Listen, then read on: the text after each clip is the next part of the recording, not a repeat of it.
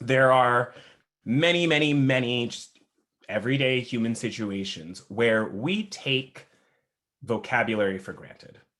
We've talked previously about the weight of our words and the mindfulness of our intentions versus our impacts.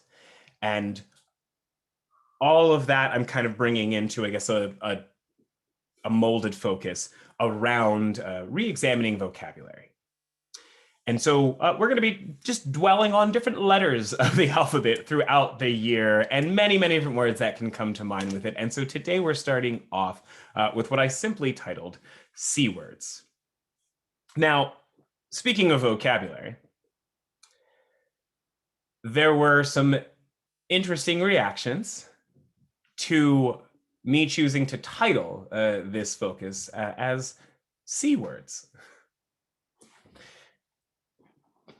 Simply the vocabulary of a phrase like C words can have an impact on people, can have an implied impact that is still an individualized response, certainly.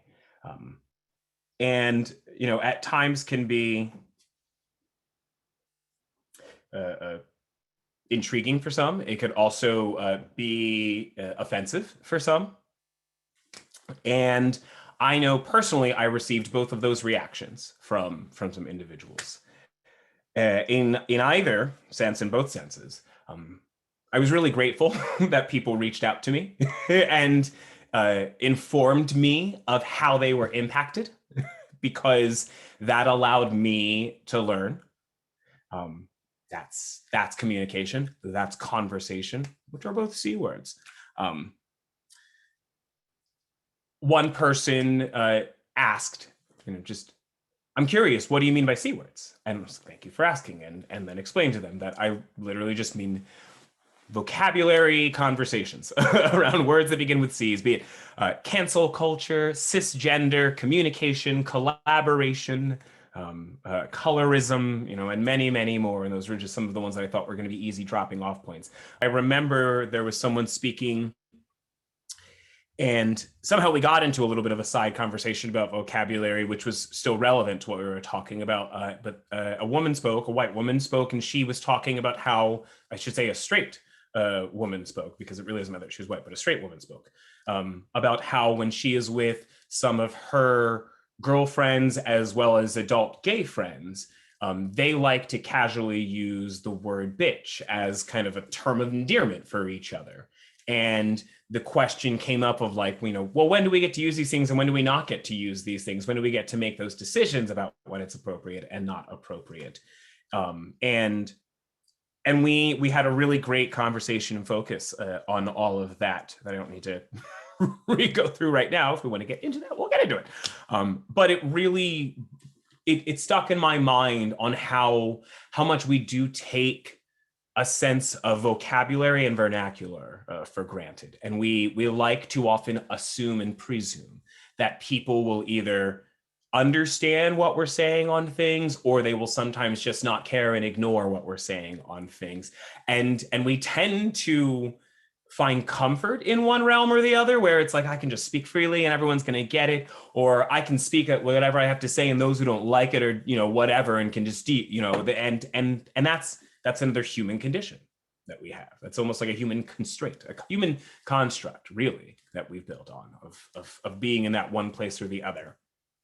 And it can be very difficult, uncomfortable, messy when we try to go through the art, the practice of breaking down vocabulary, especially if it's in the midst of a working situation. As a teacher, I know there are times when I'll mention a word and you go through that moment where you can sometimes feel a pulse in the room and you're trying to figure out, did everyone understand what I said? Do I stop and try to break it down another way? Do I just ask everyone if they understand? Do I trust everyone if they tell me they understand? And it becomes a tricky process. And I know in my own practice as an educator, I got into the habit, gosh, I don't know, maybe at this point, maybe 6 years ago, of really meticulously walking through the process of asking, does everyone understand? Does anyone have any questions? Are you sure you have no questions? If there's anyone at all that doesn't understand, I will only appreciate it if you tell me now. And the first thing I'm going to say to you is thank you. Last call. Is there anyone who has any moment they don't understand? And in that last call, there might be one or two or more hands that go up, whereas through all of the steps before it, no hands went up. And then I would always make sure the first thing I would say is, thank you for telling me. And then hash through whatever the step is that needed to be re-explained and find another way to explain it and get into that whole part of the juncture. And anytime I saw anyone ever like roll their eyes or suck their teeth or anything at any of it, I would always make sure to acknowledge that with a moment of like, excuse me, there is never anything wrong with trying to make sure you fully understand. And that was always the principle for my code of conduct in class. And if you don't understand, you say something. And you will never get in trouble for acknowledging that you don't understand and requesting for more information.